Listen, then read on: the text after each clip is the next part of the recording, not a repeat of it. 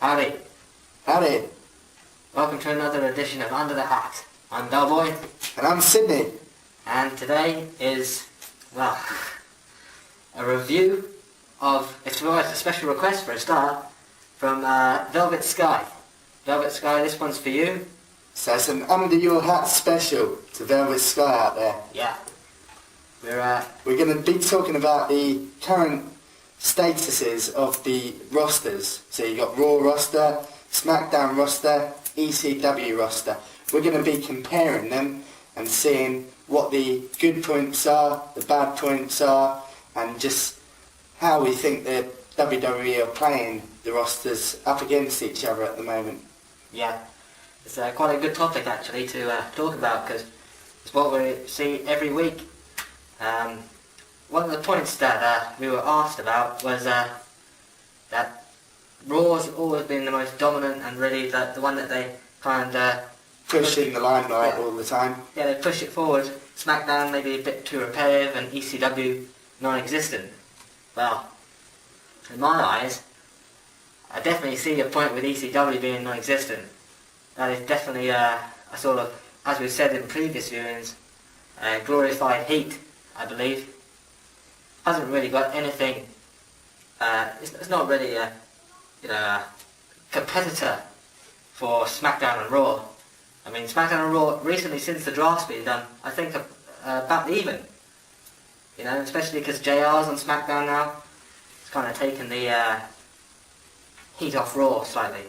I think ECW is a good training show for people that might not be quite good enough to go into Raw or SmackDown, but they can prove their skills like Kofi Kingston, like CM Punk did.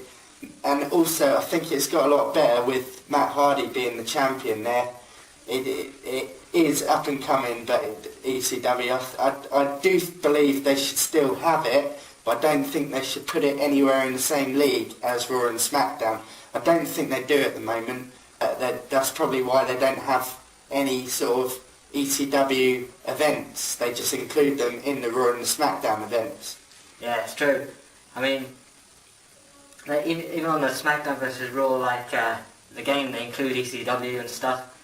That I think they are mixing the rosters a lot more these days than they used to. They used to be very separate when they first did the drafts. I've never really agreed with it, to be honest. I mean, I see their point. I mean, I think Undertaker said a few years ago why they did it.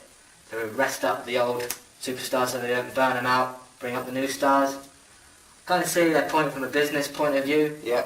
But for entertainment value, it was a lot better before the roster split. I mean, I'm sure everybody, well, majority of people would agree with that. Yeah. You talk about the Attitude Era back in the day, it was better then. Like, I mean, it's still good now, but you just had everyone on the show. Every time you watched the Raw, carried on to SmackDown, saw the same people. It's just spiced up things a bit more. You get quite a repetitive sort of weekly shows now that there's only a limited amount of people on the roster, which is a shame, but I don't know, I suppose as long as they keep spicing things up and keep blending these pay-per-views together, you know, SmackDown versus Raw, stuff like that, I think it, you know. I think Raw is definitely mostly in the limelight because you've got all these special shows. You've got the 3-hour tribute shows to the 800th episode of Raw, which wasn't all that great, but they have all the superstars coming on to Raw for that show. They've now got the Intercontinental title championship race, which is on Raw. They need to have things on SmackDown and even ECW to get them in the same sort of limelight as Raw. I think that's the way of doing it. I mean, Raw has always been the dominating brand because they put these 3-hour specials on Raw. When have you ever seen a 3-hour special of SmackDown?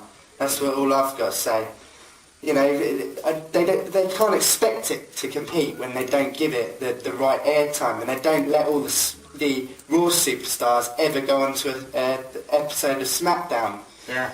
But when they have a Raw, they have everyone coming onto the Raw, even legends. And I think that's the only way that they're going to be able to compete. I mean, the wrestling standard's there, the storylines seem to be there, although SmackDown seems to concentrate more on the wrestling side of things, Definitely. which is in a lot of people's favour. And then in Raw, they seem to concentrate more on the storylines and the plots. But it's always been the case like that. ECW, I don't really know what they concentrate on. Wow. I mean, it's not a hardcore show. ECW should be the extreme show, but it doesn't even seem like the extreme show anymore with the superstars that are in it.